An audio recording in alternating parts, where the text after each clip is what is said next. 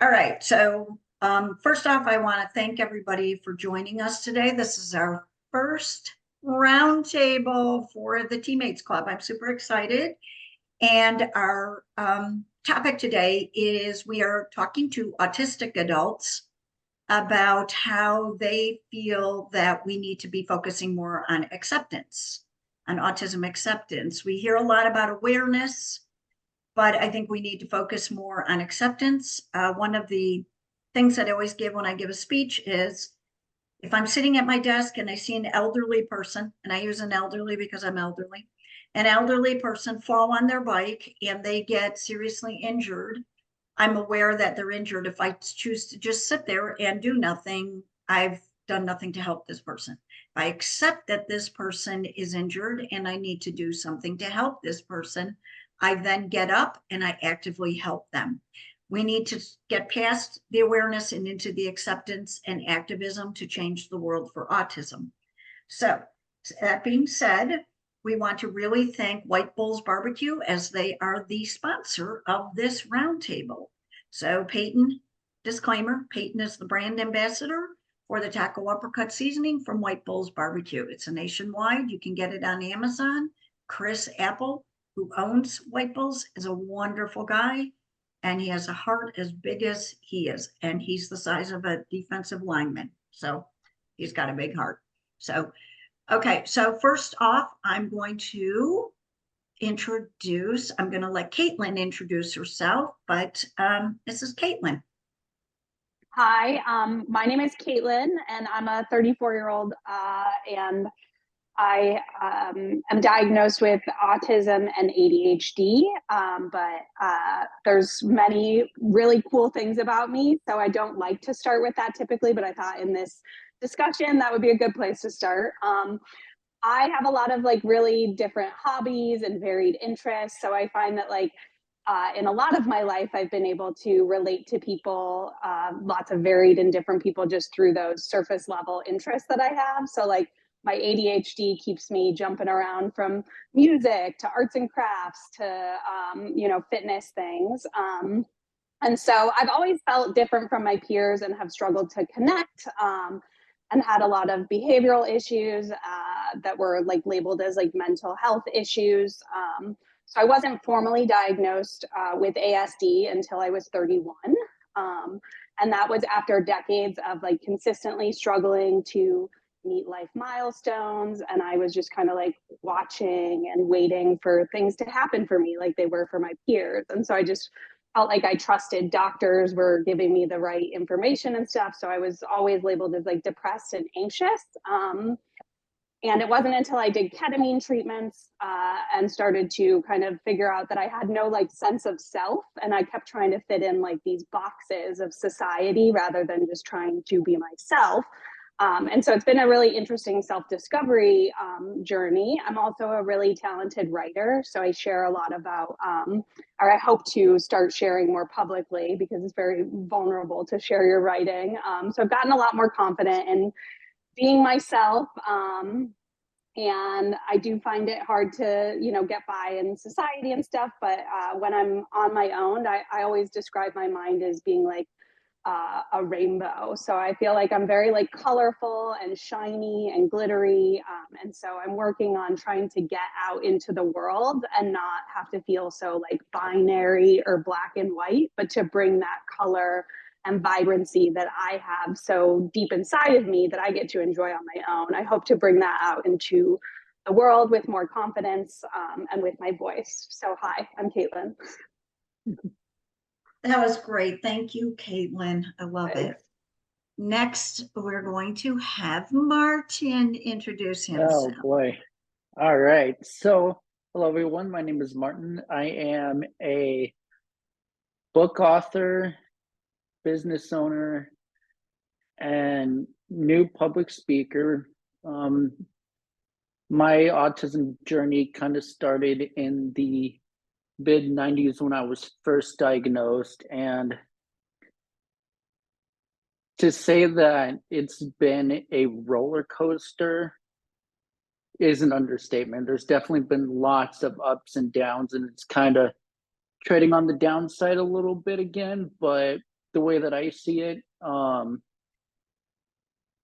it's great that we are able to share our voice, because it's important to not only hear our story, but also it's great to know that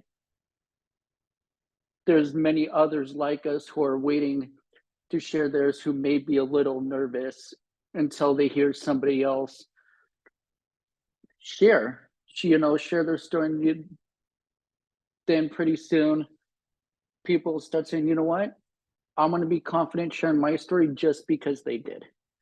And I know for me, it's not as easy as I thought, but to be here today is a great step.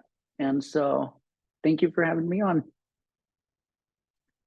Oh, Martin, we love you. You work well with us with Team Awesomism. You have been a very big inspiration. I just want to say something real quick here. With Team Awesomism, one of the things that's very important to us is when we make decisions about things we're going to do, like for the app that's coming out, Martin was a part of the team that helped make these decisions. Autistic adults have a very strong voice in Team Awesomism, which is why we designed it the way we did, because I'm a parent of an autistic who you will meet in a second, but my voice isn't more important than his. His is more important than mine. Mm-hmm. So when we make these decisions, like Caitlin was saying, she loves music, we're going to have an entire music channel on our app for all up and coming musicians so that they get it out there. And I know a lot of autistics like to do music to share their story. And we actually have an up and coming country music artist, Brandon Hadi, who is more than willing to work with different autistics to help them learn how to write their music better. So there's a lot we're going to be doing. And to have you guys a part of this is just amazing to me. I just can't even begin to tell you how happy I am. Okay, the next person I'm introducing is my son, Peyton. And Peyton is very shy. He usually is just kind of behind the scenes. So it's a big deal that Peyton wants to do this. So go ahead, Peyton. Hi, I'm Peyton White. I am a 24-year-old autistic adult. I was homeschooled. I have 3 siblings, one of which lives closer to us, and we have recently moved back to Florida. I am the co-owner of Team Awesomism Virtual Academy, LLC, with my mom. I am the Chief Technology Officer of the Academy because I do a lot of technologies. I love technologies and I learn new stuff every day. Our primary goal is to turn autism into awesomism. Thank you, Peyton. You're welcome. Peyton is shy, but I have to brag on Peyton. Peyton built the entire academy. Yes, I did. I was like, I wish I could do this for autistic adults that are being left behind. Peyton just heard me, went and did it. It was pretty amazing to me. So, okay, next person we're going to introduce is Chris. I have met Chris through Twitter. He's an amazing guy, and Chris legitimately has more energy than I ever had. Chris is out there every day fighting for autistic adults because he's one. And so I was excited to have Chris on this. So go ahead, Chris. Good morning. Can everyone hear me? Yep. Okay, good. My name is Chris Weekly. I was diagnosed in my 30s with Asperger's. I spent a majority of my life being very ostracized. My mother, my siblings, they didn't understand me. So between school and home, it was moving from one chaotic environment to another in the uncomfortable bus ride. So it took me a long time to figure out that people were important because I had spent so much of my childhood into adulthood just always leaning on myself, not asking for help is still one of those big things for me. So I had 2 options: go into music editing and production and video editing, or go into IT. And I chose IT because I knew that in particular job environments, I could be neatly tucked away and then no one would bother me. I could do my work. And I ended up meeting a bunch of interesting people in 2022 at Wichita Startup Week. And it really got the ball rolling. At first, I was going to do something, my own business for myself in being able to bring my unique abilities and talents. But instead, I decided to start Logical A, which will go into companies and teach them how to properly message and attract people on the spectrum to come in and talk to them, and then go in, help them understand how they need to conduct the interviews, what questions they need to ask prior, and then go in and show them how to modify the work environment down to the department level in their facilities only where they need to. Last year, 79% of companies polled stated that hiring people with disabilities was very cost prohibitive, and I'm aimed to show them that that is incorrect thinking. I decided to go with modifying environment rather than accommodating, because especially this time of year when you're accommodating for people coming in for the holidays, some people have that resistance, like, why can't they stay at a hotel, or why can't they stay at so-and-so's house? And by modifying, we're taking the word modify, where people understand that you're taking something that exists and you're working on improving it. And so by bringing people on the spectrum into the workforce through modifying where it makes sense, that makes the environment conducive so that they can bring their best work, then we're actually modifying and improving the productivity of the company in its entirety. Thank you, Chris. I agree with you. I think too often that's a crutch and that's an excuse. But when you take that crutch or that excuse away, it will open doors. So now, Michelle, we'd love to hear about you. And then after Michelle introduces herself, I will ask the first question and I will go through and have each of you answer it. If you prefer not to answer, feel free to say, I really don't have an answer for this or whatever. This is totally on your strengths and what you're willing to discuss. So please don't feel, that I'm pushing you to talk about something you don't want to. So Michelle. Thank you. Thank you so much for having me on today. So I'm the founder of ND Coach Inc., which is a coaching company specifically focused at helping late diagnosed, high achieving, high masking neurodivergent women to accept their new diagnosis, overcome the grief that comes with diagnosis, and really recreate their lives in a way that is more sustainable and joyful than before they got their diagnosis. I grew up with a sibling who was autistic and ADHD, and sort of grew up thinking of myself as the neuronormative sibling. So it was quite a rude awakening to get an autism diagnosis when I was 27. And I really honestly didn't believe it because I don't exhibit the stereotypical autistic presentation. So it took me a few years to actually accept my diagnosis. I thought, well, they can do whatever they want. I just needed a diagnosis to get accommodations for school, and I wasn't really worried about it. But it was about in my early 30s, after I'd been married for a short while, that I started to really kind of reflect on the diagnosis that I got, and realizing that marriage was a lot more challenging than I expected. My life was a lot more challenging than I had expected it to be. And so that's when I kind of looked back at that paperwork and I started studying about autism, and I really started just researching it and meeting other people. And it wasn't until I was in my early 30s that I met some other people that I could really relate to who were also autistic. And I think that's one of the greatest gifts of being in the autism advocacy space, is getting the opportunity to meet others who are on the spectrum and who present in a similar way. So I finally don't really feel like I'm the only one. So thank you so much for having me on. Oh, you're welcome. I love this. You know what? I was just sitting here thinking, all of you are very different, but all of you are you all have things in common. And I love this because you know what makes me so happy with this? We just went for 5.5 months and traveled the heartland of America to meet with autistic adults, their families, people in the autism space. And we did it because we wanted to make the Teammates program in the Academy as strong as we could from an autistic perspective. And one of the things that I heard over and over and over from autistic adults was, we're not Rain Man, please stop thinking we're all the same. And just listening to each of you, you're all so very different. You all are so amazing. Like, I really want Caitlin to do some music and put it on the Teammates program, but I didn't say that out loud. And you're all just so amazing. And this is why I'm excited about this.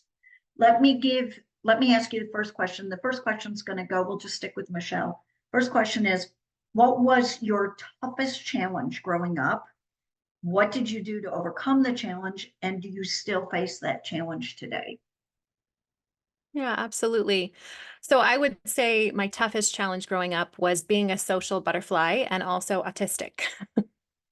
I've always been a people person. I love people. They don't necessarily love me back. And so that was a little bit of a challenge. I spent a lot of years trying to find out why people were more likely to reject me than accept me. I actually achieved a bachelor's degree in psychology and social behavior in school, trying to self-diagnose, honestly.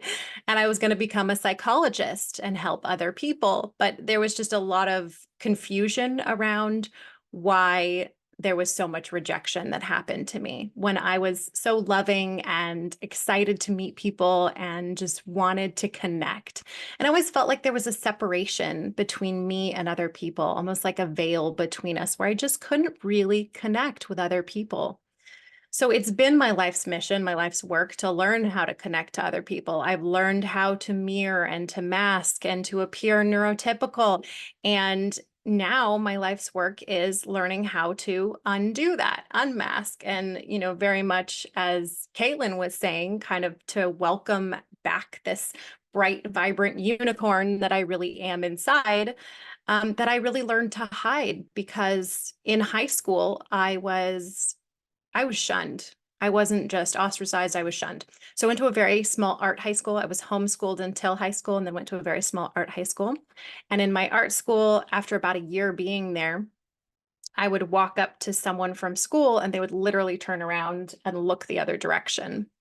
And there were about 2 or 3 people in school that would actually engage with me, and that was it. The rest of 500 students would not engage. They would turn around.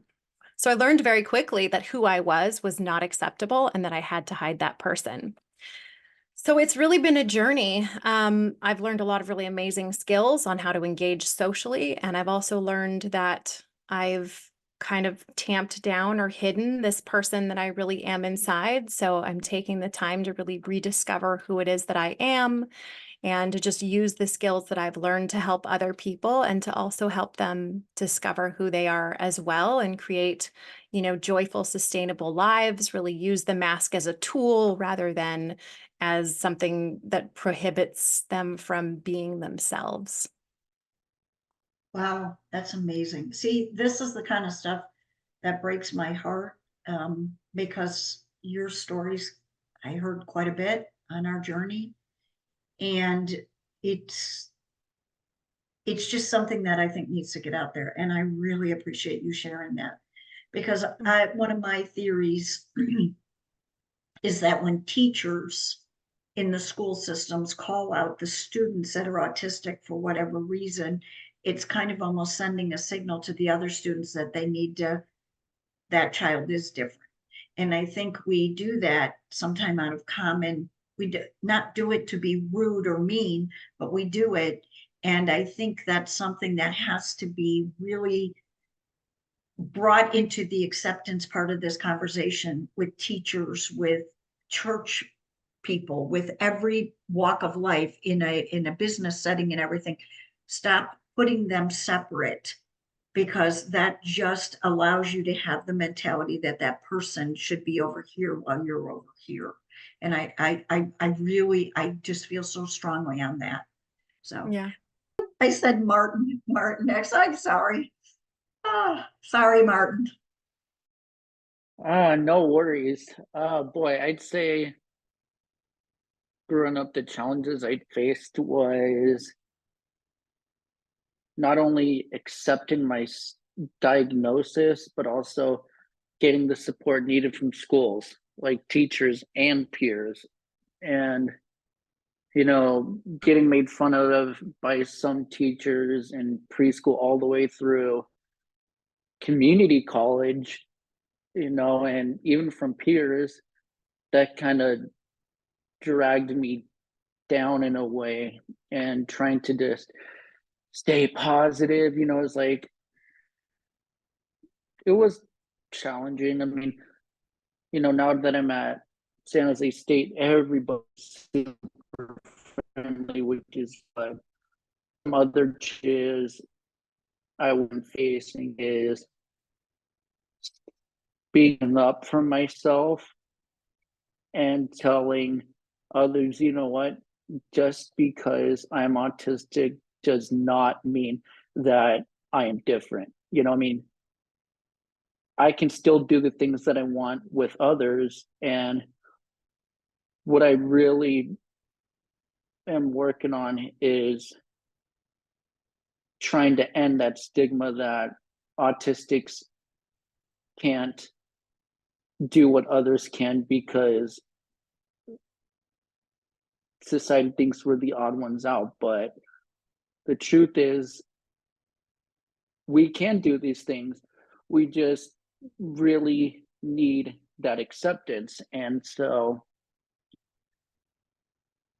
it is a little difficult still to this day for me to kind of get that support from others. But what I did when the bullying was the worst from middle school to community college, I used that negativity to push me to where I am today. And for other autistics who see this, use whatever motivation you need to get to where you want to be, because I know it's going to be challenging at times, but if you just keep on pushing through, you will get to where you really want. And so just don't give up. And you have a lot of support whether you see it or not. I love that. Thank you, Martin. Every time I hear a bullying story, it just breaks my heart. But you know what? It also motivates me to really make Team Awesomism work, because I want autistics to be a part of a community.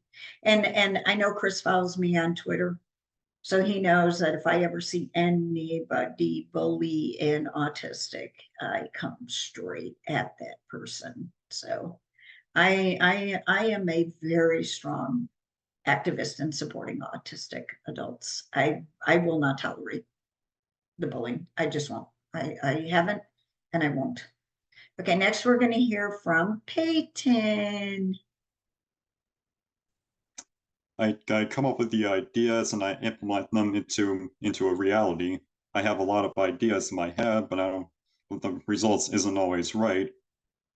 Cases like this are when I try to turn my visualized logos into a reality and try to come up with what to write on blogs or Google Docs, but I don't always get what is needed done.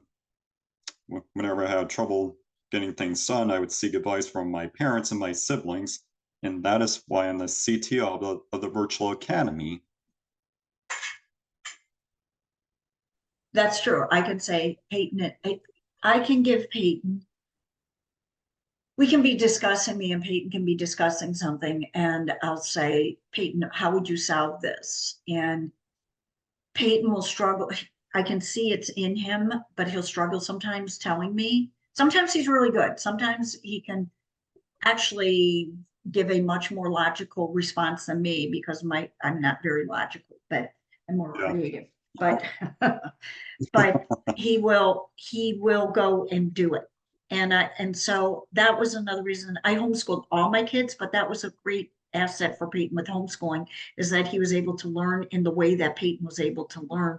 And as he had the successes with his learning, he had more confidence in himself to go and do what he's doing.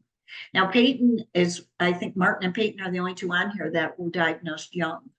Peyton was diagnosed very young, but they told me Peyton wouldn't read or write or speak, and Peyton does it all. So I'm very proud of Peyton. Peyton is high functioning, but Peyton at the same time, his social skills he works on all the time, and I'm proud of him for that. Yes. I'm very proud of Peyton. So Caitlin, you want to tell us your biggest challenges? Sure. So I would say meltdowns, and because I was misdiagnosed for most of my life, my meltdowns as a kid, people would just say I was like difficult or that I had behavioral problems. So I was diagnosed with like oppositional defiant disorder. And now when I'm obviously looking back with this ASD lens that feels like a very correct diagnosis, I see them as meltdowns. So many of them would begin with like textures. So I didn't like how clothes or seams were touching me, or the food that was given to me. I didn't like the consistency or texture of it. So as a kid, a lot of those meltdowns would result in me like tearing off my clothing or throwing food, which are, I mean, I could see why people would see it as a behavioral issue, but nobody was ever trying to figure out like, what is the root cause here? Like, why does this girl hate clothes so much? And so as a kid, obviously I struggled to vocalize it, and like in school and at home would just kind of get in trouble for those kinds of things. And obviously when you're a kid having a meltdown, it's one thing, but when you are like a full grown adult in an adult body, it's even harder. And so a lot of my adult meltdowns ended up getting me hospitalized. And those were really scary situations because like most of my I've been hospitalized twice, and both of them began when relationships ended because I discovered partners had lied to me. And I am like a stickler for like justice and directness and honesty. And so when I discovered that I have been deceived by somebody, it just makes me so angry. And so as an adult, you know, that would be scary, I'm sure, for the adults around me to see. But yeah, I have like lots of misdiagnoses. Oh, she's having a manic episode. And it's like these episodes literally lasted like 2 hours. I am not manic. I am just so upset, and I know how to react because as a kid, it's just like I didn't know how to properly tell someone, hey, I really hate the smell and the consistency of cream cheese. Instead, I'll just throw it. Or these seams are bothering me and they're touching my skin wrong. So I would say that meltdowns were probably the most difficult thing for me. And now that I have a proper diagnosis and I'm not constantly like, am I going crazy? Which is oftentimes what I was led to believe was happening to me, as people would kind of gaslight me into believing that I like had you know, like episodes or something. So it was really upsetting. But now that I'm like looking at myself and love and respect and understand myself differently because I've been able to educate myself on autism, when I have a meltdown nowadays, they're not like, they don't end up in the hospital. They're not like, you know, they suck, but I can handle myself in a way that I used to not know how. You know, if it's taking a bath or going out in nature to take a walk, or sitting with my weighted blanket, or, you know, like there's just tools that I have now that would have been so valuable to me as that kid in Catholic school that was just like labeled the behavioral issue. So I often wonder how my life would be different if I had an earlier intervention, but I also know that like this is my story and there's a reason that it happened this way. So I'm grateful to be able to share it so that other people don't need to struggle in the same way or for as long. I love that. Yeah, no, I totally understand that.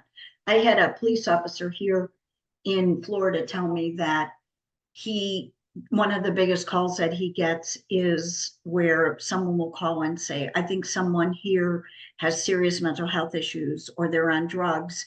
And it's just, and he said, they've done a lot of training. So he said, we come and we see, and we immediately know it's an autistic. So we deal with it differently. And I said to him, thank you. I'm very thankful that their first reaction isn't, well, there's a big problem here. Their reaction is, let's talk. You know, what is bothering you? And to me, what you just talked about, I think is so important. I mean, it's more important than I think people even grasp, that you have to learn to understand that you weren't doing. I remember Peyton, Martin and I talked about this the other day. Peyton would never, ever wear sleeveless. It could be 182 degrees out, right? Peyton would never wear sleeveless. and he would have a meltdown if I even showed him a sleeveless shirt. And, you know, I just got rid of all of it. It wasn't, you know, other people, well, he, blah, blah, blah, you know, he shouldn't be wearing those outfits because it's, you know, hot out. Well, you know what? Peyton's autistic. Peyton deals with it. Peyton is Peyton. You know, you wear what you want. Peyton wears what he wants. Now let's move forward. And I think that's something that isn't talked enough about, but I love what you just talked about, Caitlin. So thank you. Chris, go ahead. Tell us what you think is the biggest challenge that you had. So I have, from the beginning, leaned on humor. That is my big coping mechanism. And so school was a big thing. You know, it was a big issue, my humor and how it came out.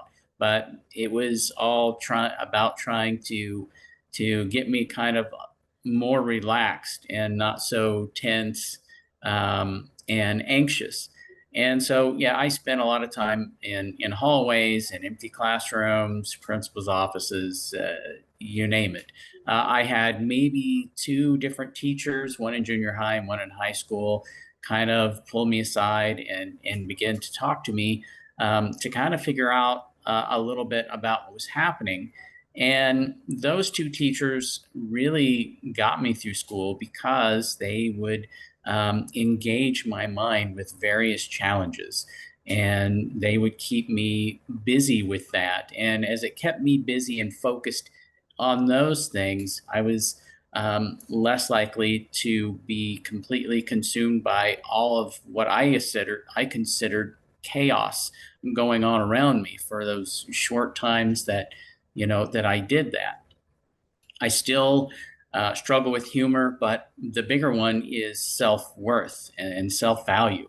I still am not always sure of my own value to myself, let alone to other people. It's a big thing. It's driven my wife crazy over the decades when, you know, when I'll take a position somewhere and, you know, bring my skill set, my focus, my ability to pattern recognition and the like in, and you know, I'll be there several years, and she'll say, you know, how did your review? Review went great. Well, did you get a raise? No. Why? I don't know. Did you ask? No. For me, going to work somewhere has always been kind of akin to a neighbor coming taking you help. They picked me, and when you spend most of your life just hearing no all the time, or just the complete, you know, being ignored, being removed, you know, from groups, and groups is in social is still a big one also. You know, sometimes I'll walk up to a group when I hear something very interesting that catches my ear, and I think, you know, I know a ton about this. This is great. I still run into issues where I just info dump on people, or I don't know when it's my turn, or they've moved 3 topics forward before I figure out I should probably say something, and I'm saying something about topic 1.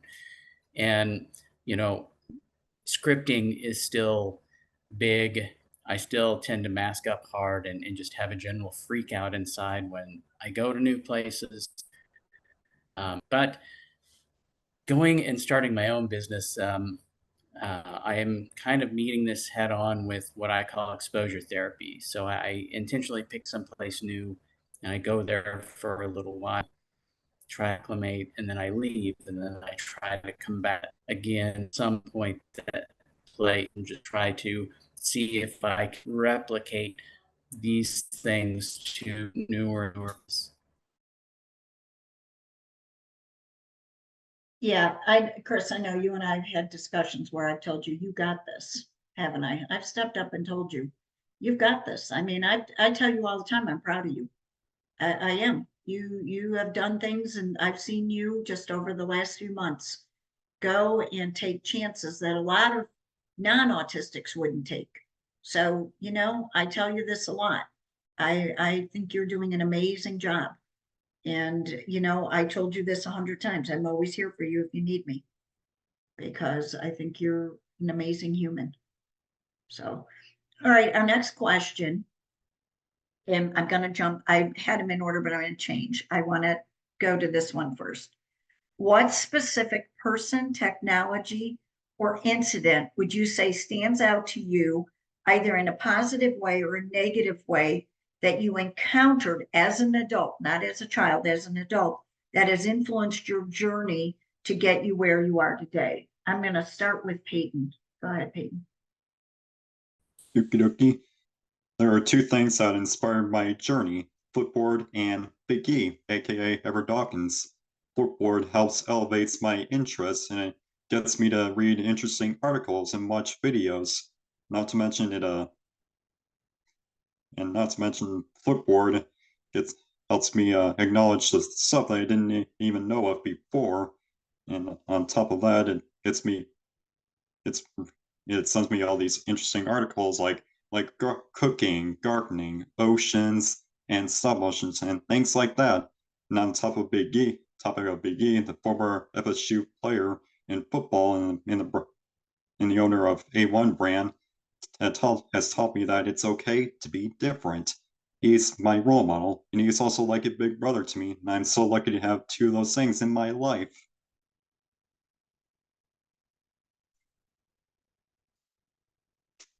Peyton has formed a very, very special bond with Everett Dawkins. Big E played Yes. for Florida State and then went to the pros. Yeah, and speaking of that, I wrote a blog about Big E on Autism Mom nearly 9 years ago. Yeah, he did, about how Big E was his hero. Because when Yes. Peyton was struggling when he was a teenager and he was starting to really come to grips with that, his life was going down a different path than his siblings had, because his siblings are all older. E stepped in, and I think one of the things that was the most touching to us with Big E, what we call him Big E, because if you saw him, you'd know what we call him Big E. He was a defensive tackle. He everybody wanted to talk to him because he played Florida State. He played in the pros. You know, he was seen on TV. People wanted to be his friend, and Big E was super close to Peyton. And it was the littlest of things. Big E made a big deal out of. One time, Peyton got his hair cut, and he put out a picture of him getting a haircut. Big E was looking, you know, that's what's up. You're looking awesome, young man. Da da da da da. And he would see all these other people trying to get Big E's attention, and Big E gave Peyton his attention. And Yeah, they're he calls me a little pig, and I call him Big E because he's so big and he's built like a huge rock. yeah, yes, yeah, he does. He calls him Little P. And Yeah. he, you know, they formed a bond, and I wrote a blog about it because Peyton went into Big E's life when Big E was at a situation, and he went into Peyton's life when it was the most amazing time for him to be in Peyton's life. And Peyton talks about Big E everywhere we go, and it was a game changer for us. And I really hope that others who listen to this hear that sometimes, and it doesn't always have to be a celebrity, it can just be your neighbor, being that kind person or that person who steps up and is there for the person who is feeling left out is everything. It's just everything. And I hope that's one thing that really comes away from today. So Chris, we'll pop back to you and go ahead and tell us something that has really changed you for either a positive or a negative. I would say computers from the get-go in general have been a big impact for me because I grew up reading all types of science fiction.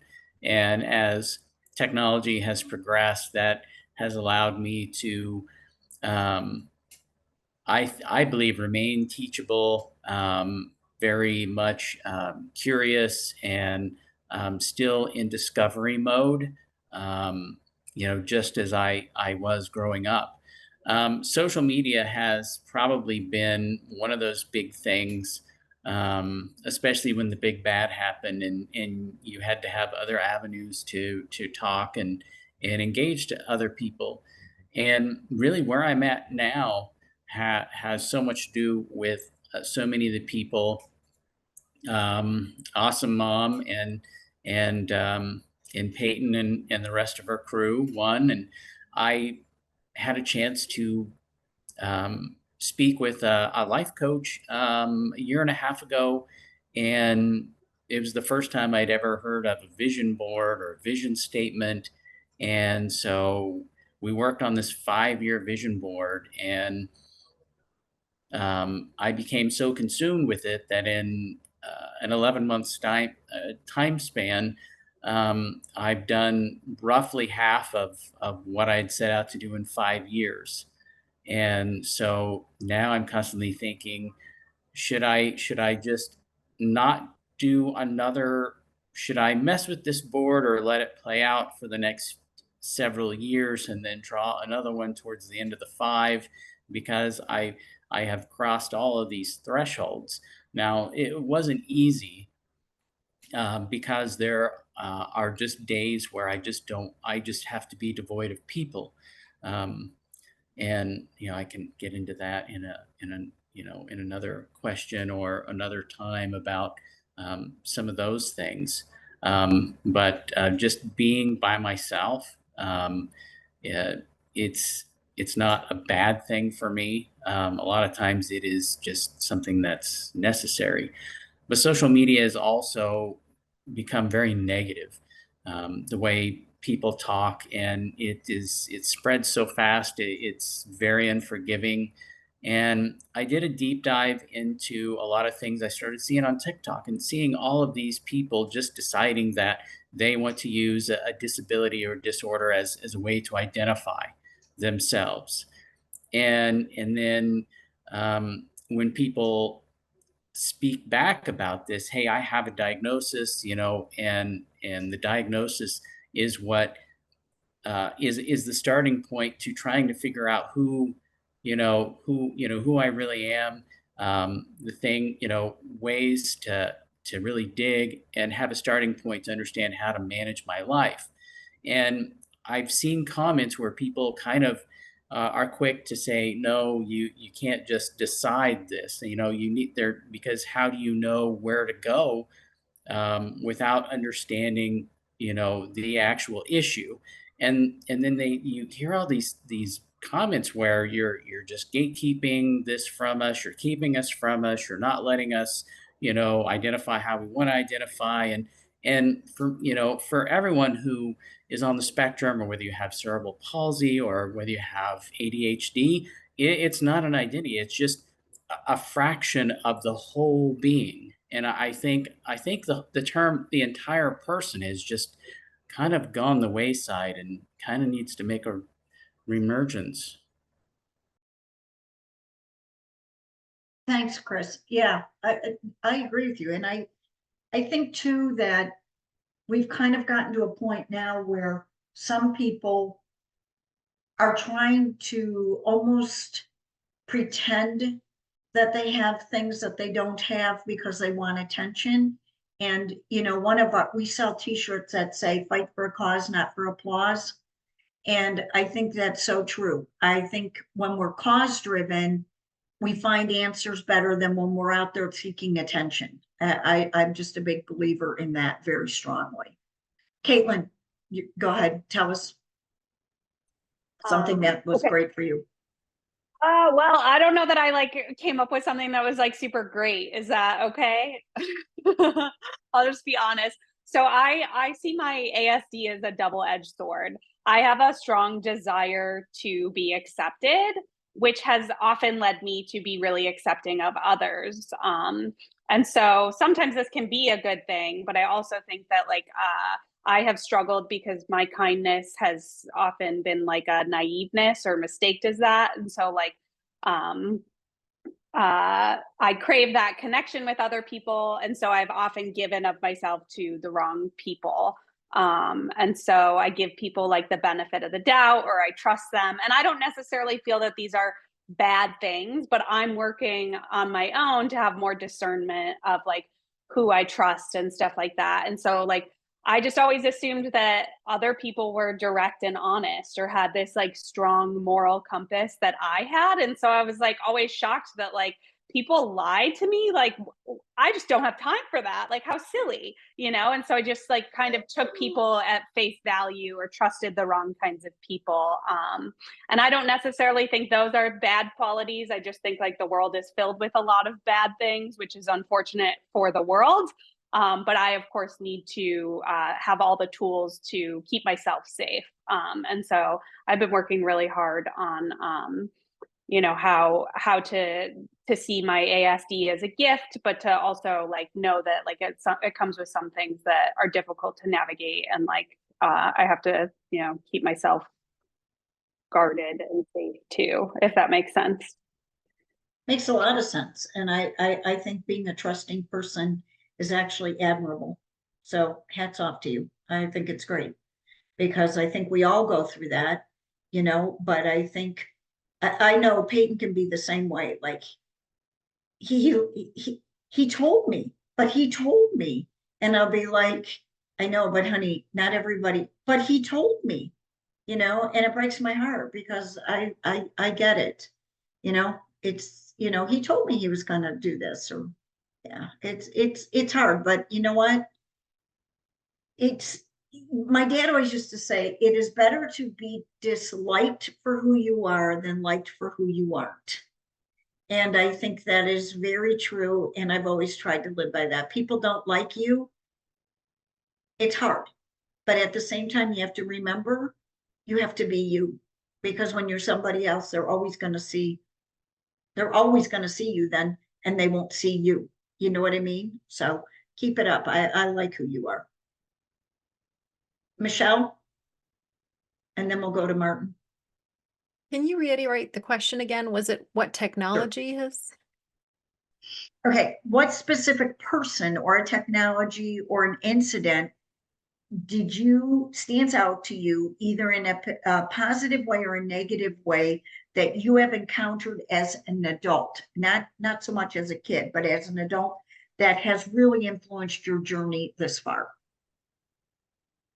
As an adult, I mean, there's been so many. I would have to say, you know, just the opportunities to meet with other autism influencers or activists that are in this space, this communal space that I really relate to and vibe with. And I just feel like they have so many similar qualities to the way that I present myself. That has been, you know, really validating and almost transformational for me because it really made me feel like my experience was valid and like, you know, I really wasn't the only one. And that's what I hope to do for my clients. And I'm positive you do because you're passionate about it and you're very open about it. That's 80% of the issue. I really admire what you do. I do, because I think I have to say this very quickly. 3 of you have had late diagnosis. I have such admiration for you because you've dealt with things in different ways than a lot of people realize. And I really admire you for that. Martin, go ahead. Yep. I have to say, you know, it's hard to determine, I will be honest, but I'd say what's impacted me positively is music, you know. I'm a music producer. I'm currently working on 3 new tracks that are almost done. 2 of them are like electronic music and stuff like that. Another one is hip hop or rap or something like that. But the reason why I say music is because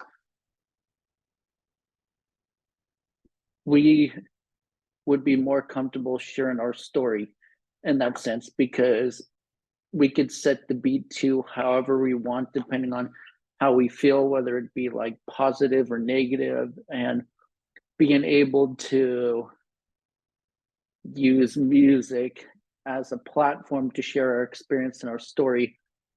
We could do it however we want to without feeling judged, or even, you know, we could just be ourselves. And I think music has really helped me share some things that I didn't feel comfortable with earlier in my life. And so it's really great. I cannot wait to share them with you. It's I exciting. love that, Martin. And again, you were part of the inspiration for having the music channel, as you know.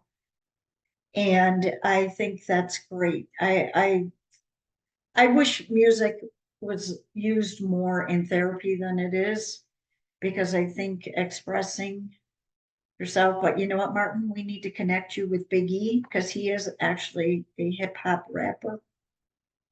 Yeah, he's actually done recording. It's pretty, and it's just funny to me to see him be that, because I love him. And so it's just kind of funny to me. But okay, so this final question, I'm going to kind of combine two of the questions. And this question, I think, is very important for others to hear that are going to listen to this. I was going to separate it out about what two things do you wish that the world knew about autistics that they don't, and the other one was, how can we lower the 75 to 85% unemployment rate? But I think that they go hand in hand. I think if people start understanding autistics and the things that they have misperceptions about or don't understand, lead to the 75 to 85% unemployment rate. So I want you to answer it however you feel. If you want to answer just what two things do you wish that people knew, or if you want to answer it how you think that also leads to the unemployment, or if you want to just address the unemployment, feel free to answer, and feel free to go a little more in depth with this one, because this to me is the hardest thing to get through to people, is this unemployment and why it's so extremely important. Because the number one thing as a parent, and I can tell you, this is what I hear all the time from parents: who's going to take care of my child when I'm gone? And financially, if we don't start helping autistics find either their own career, own their own business, or find a career, the burden financially is on the parents. And a lot of times the parents are just trying to keep their own head above water. And and I say this all the time, and I stand by this. If any other segment of our population had a 75 to 85% unemployment rate, people would be screaming from the rooftops. So I feel very strongly that this needs to be discussed more. And I think all of you on here are beautiful examples of what every business should want. And I know some of you own your own businesses, which I think is phenomenal, but please feel free to expand on this as much as you want. Martin, since you're already on there, I'll just let you go first. All right. Two things that I wish society would know, and I'll try to combine like both questions into one. We are hard workers. When we are tasked with something, whether that be a project at school or anywhere, we don't stop until, well, I mean, in my case, I don't stop and I don't take a break until I know it's complete, because I'm a hard worker. And another thing that I'd say is, for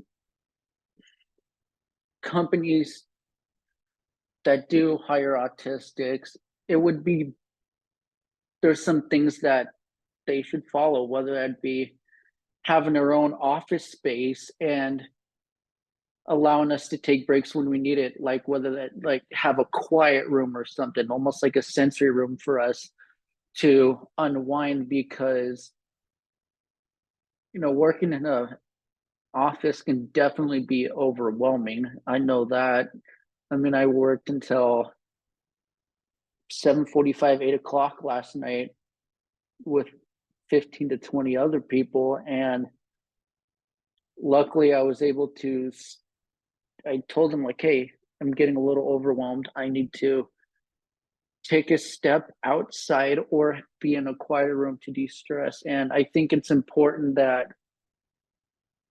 we need our own space to really be and really show that we are wonderful workers. And if given the chance, I can totally see the rate going down and see more autistic individuals in the workforce. And yeah, I just feel like it's kind of hard to explain.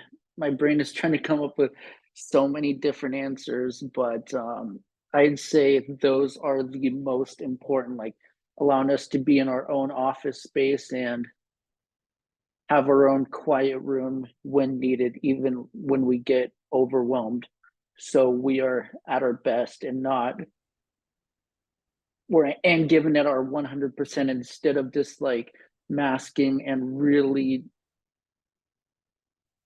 burning the fuel, basically. No, I love that. And I love the fact that you said you're hard workers. That's something that I've really tried to bang the drum on because I see it. Peyton, you can go next. Okie dokie. So there are two things that absolutely need to be addressed. One is that autistic adults are falling behind with their life skills and social skills. And two is that the suicide rates have climbed up significantly. While we were traveling, we heard a lot about their suicide stories of autistic adults. When we met a woman in Orange City, Iowa, in a bakery store, the largest Dutch city in America, whose brother said that he would kill himself after his mom is gone. And why is that? Because society would not accept him. This is one of the major reasons why we started the virtual academy. It's to keep helping them with their life skills, social skills, soft skills, hard skills, and business skills, like how to create websites and show them how it works. Show them how to communicate with people, like making proper eye contacts, and how to speak well, and show them at least have a small conversations. Yeah, he's right. It was heartbreaking, some of the stories we heard. And when this young woman spoke to me about her brother, I said, we're here. Okay, we're here. We're building a community for this. Don't let your brother think he's alone. Please, we're here. And it's a hard topic to discuss, but it's something that needs to be discussed. And I also think that they interconnect, because if you're lonely, part of the reason you're lonely is you don't have a job. If you need, this all is a circle that has to all be discussed together. So, Caitlin, I'm going to let you answer next. Sure. So like autism isn't one thing, it's a spectrum. And I think that is so important for people to realize. And especially as a woman on the spectrum, I didn't realize how differently it presents among the sexes. And so I think that's why I went, misdiagnosed for so long. So I spent a lot of my life in jobs or in roles that didn't fit me, that I was just trying to kind of perform. And because I was high masking and high functioning for all those years, I just kind of I was okay enough to get by at things. And so now I'm currently in a burnout, and I feel personally so much shame and embarrassment around that, because I think society only values you. What's the first question someone asks you? What do you do for work? It's never what brings you joy, or how do you like life? And so I often will never ask anybody that, because I don't want to know, and also because I struggle myself. So I don't know that anything needs to be done on the autism side. I just think society isn't set up correctly. To manage a 40-hour work week doesn't leave enough time for me to simply take care of other things in life. And so that's where I'm struggling. I don't know that autism is the problem. I just think assigning that you can't have healthcare unless you are, bringing, all your skills just to work. And so I would really love to see things reframed and to have basic human needs and rights met without needing that full-time employment. And so that's something that like I really struggle with. I think most people struggle with the demands of the current setup of things. And so yeah, even going to school from 7 to 3 was hard. I just think we're like constantly trying to be put into like this capitalist society. And so if I were able to bring skills in a less stressful way where my whole life didn't depend on my employment, I might be able to hold down a job or a career differently. So yeah, I'm currently trying to figure out how to show up for even myself right now. So for me, showing up for like employment just feels very overwhelming. So No, I get that. And that's why I think too that a one size fits all doesn't fit all. You know, I put out this, I made this little meme and it says, be very careful, broad brush stroking, you might just paint yourself. And I think we do that too often as we say, this is the way it should be done, instead of this is the way it can be done. And I think voices have to be heard. I had this discussion with a mom the other day whose child is autistic, and she is struggling, really struggling. And this child is being bullied in school and everything else. And so I started talking to her about umbrella schools and the cottage style learning and all this kind of stuff. She knew none of it. And I was just kind of almost in shock because she was being very negative about the way things were being done. And then when I gave her other options, she didn't even know what they were. And one of them she drives by every single day to I get would to have, work. it would have, early intervention for me would have been really helpful, I think, because that like if I had known these things about myself, I probably would have chosen like a trade school because I would have found value in like creating something. But instead it was like, gotta go to a 4-year university, Yeah. you know, gotta. And so, yeah, like I think had I had that earlier intervention of like, there's a program that's like more specific to your skill set or the kind of person that you are, that would have been really helpful. So I'm glad that you're able to help parents, you know that there's more out there. Thank you. Yeah, you know, that's what I try to do because I have 4 children, right? My 4 children, other than they laugh alike and look alike, they are as different as night and day. I mean, you know, my daughter is, you know, Burning Man and Bonnaroo, and you know, I mean, that's my daughter. You know, my oldest son is completely the opposite. I mean, they're all so different. They all approach life differently, and I let them grow up that way. I told them, "You are you. You be you," and their learning styles were different. So I try to help parents that are struggling with that. Michelle, I'm really interested in hearing what you have to say since you are changing this. I'm talking about it, Michelle's doing it. So Yeah, absolutely.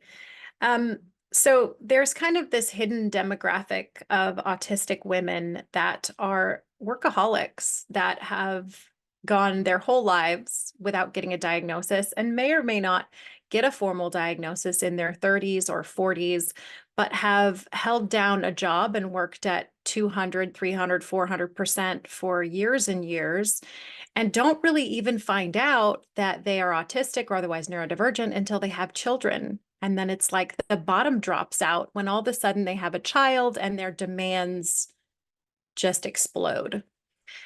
So, you know, I think it's important for people to know that autism really does show up in different ways in different people. It really is a spectrum. And there are people who are already, you know, fairly integrated in society who are still struggling, that really appear like they have everything together, like they're functioning, but really they're still struggling. So I think it's really important that, you know, we move away from the old ADA way of like, you know, the disabilities ADA of allowing accommodations based on physical disabilities and having to prove invisible disabilities. I think if someone comes to you as an employer or, you know, as a school or a teacher and asks for an accommodation, we should be giving those out because no one's going to come to you and ask for an accommodation because they're lazy. I mean, and if they do, that's a whole different issue. But so I would say those are the two things. And then, you know, what I do with my clients is I really work with them to teach them about social capital, because the way that I help my clients to obtain employment and the way that I've been able to obtain really good employment in the past has been through relationships. Everything in life is relationships. And the more you can connect with a variety of different people, the more opportunities you have and access you have to resources. And this is something that neurotypicals tend to kind of gatekeep and autistics don't really know about. So I'm trying to kind of educate a lot of autistics or autistic women specifically about social capital and how they can use it to really improve their lives. I love this so much. Thank you, Michelle. Thank you. Seriously. Thank you. You're amazing. I think you're right. I have a friend who her daughter was diagnosed in her 40s, and the bottom fell out when she had her third child. She could not put the pieces together anymore. And they for a while didn't diagnose her as autistic.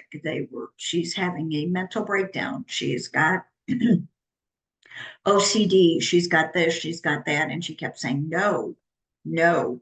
And then she got her diagnosis and she said, like all of you have said, a light went on. She went, this is why, because all of a sudden she said, I had the two hands, I could try to control the two.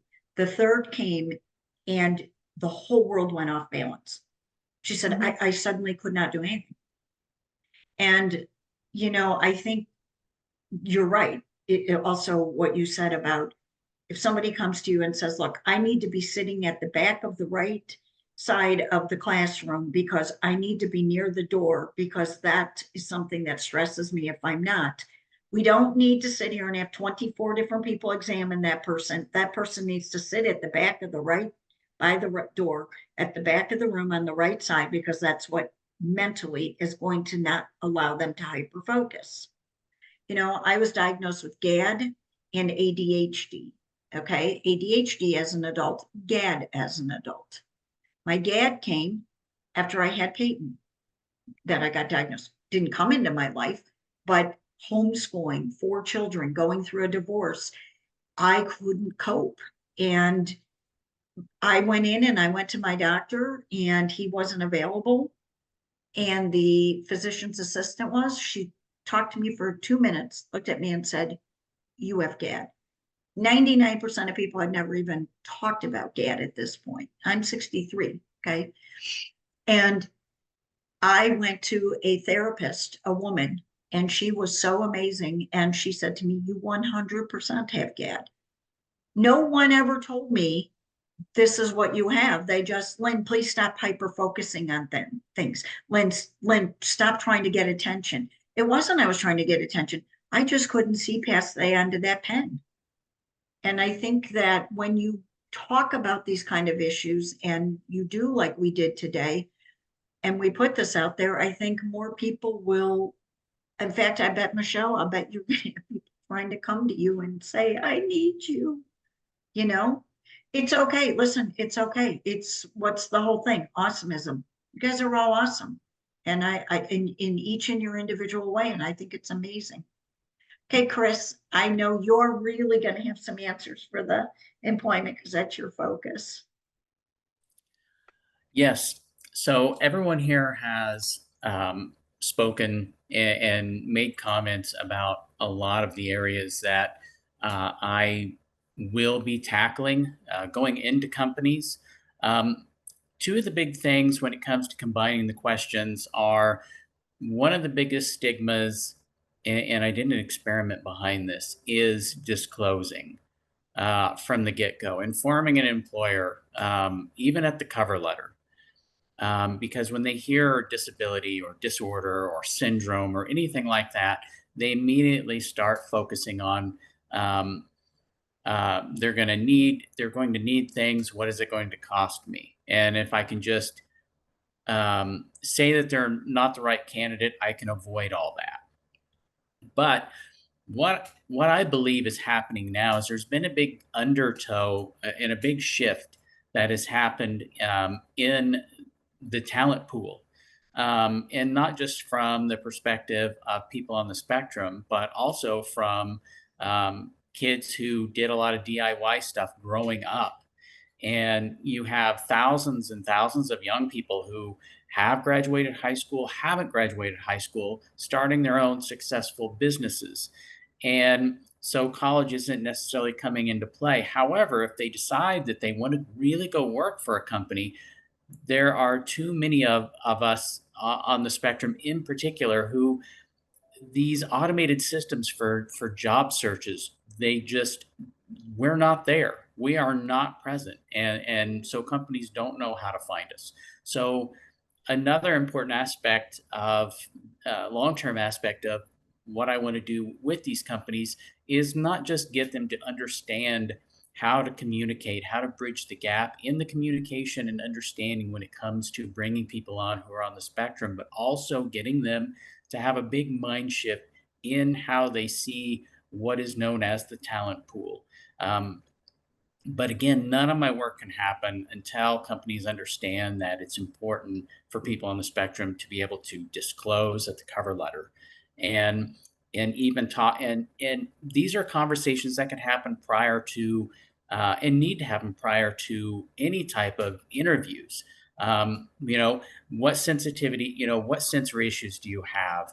How are you with groups of people, so they kind of understand, if we're going to have 2 or 3 other people, who's going to speak, who's leading, who's going to be asking questions, even down to things like, do you plan on giving each candidate a tour of the facility?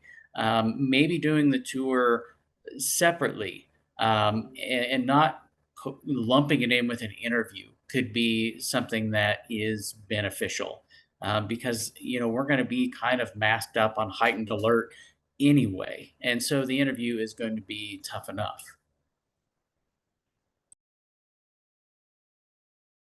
I love this. I mean, I think each of you added something so amazing. And, I'm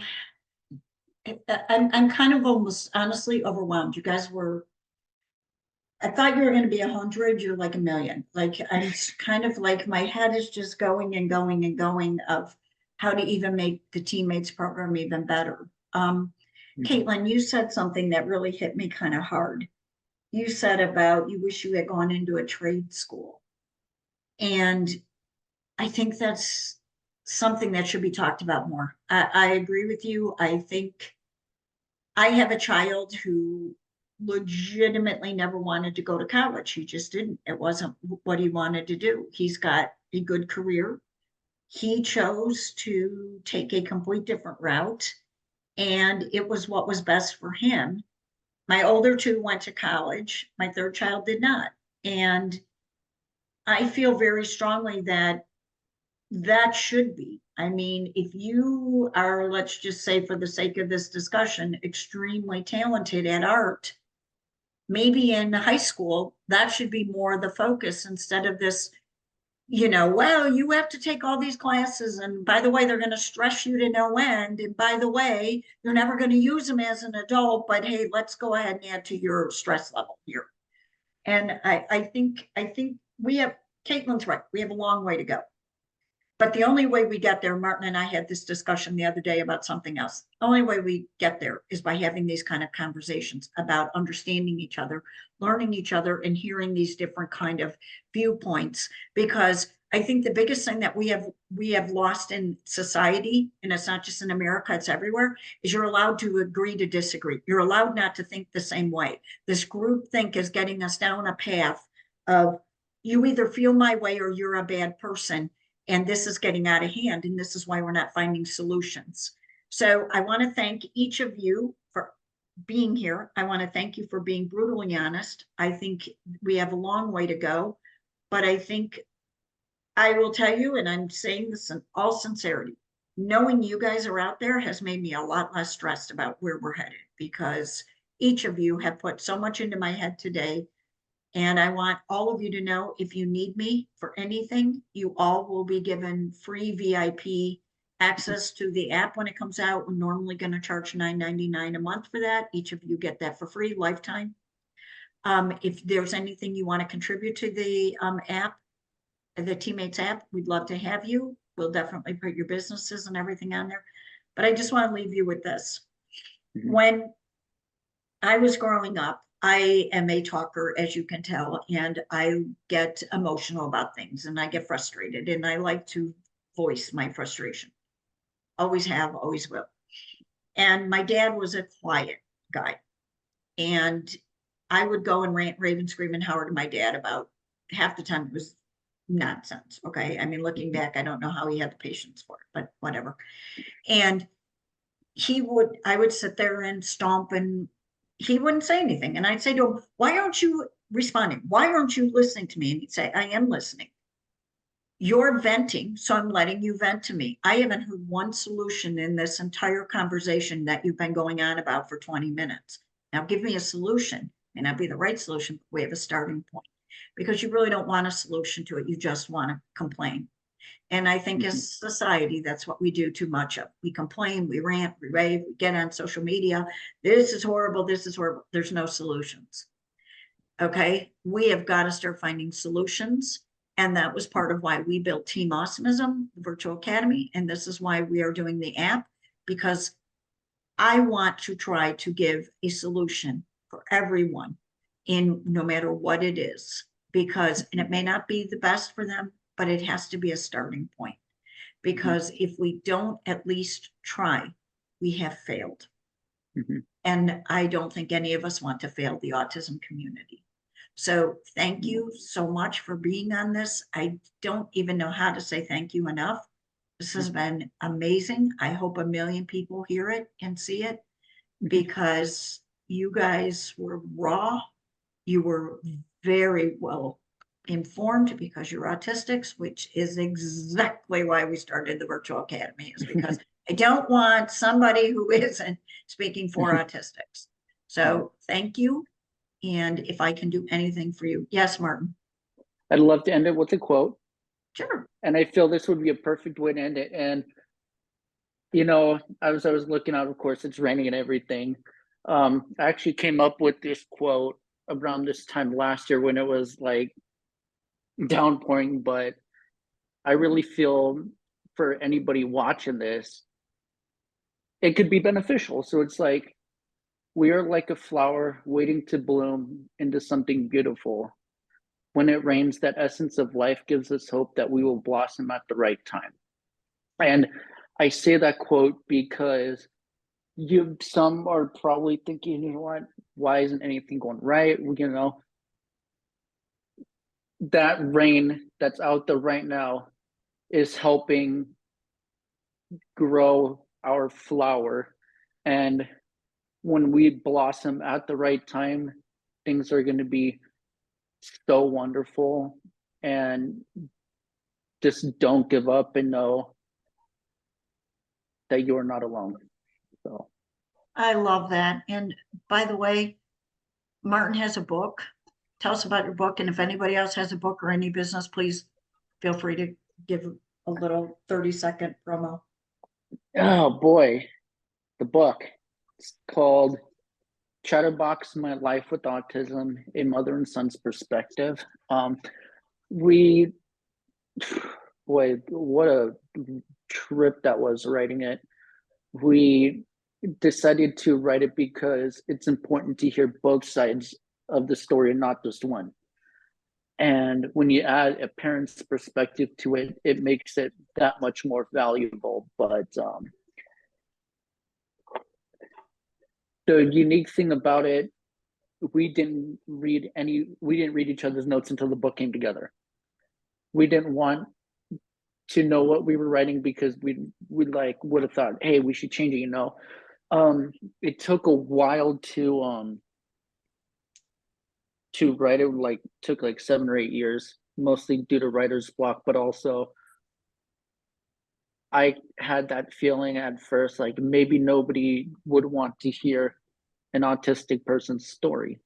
But, you know, when I was reading on the news about the rate being on the rise in kids being dragged out of the classroom by teachers. I was like, enough is enough.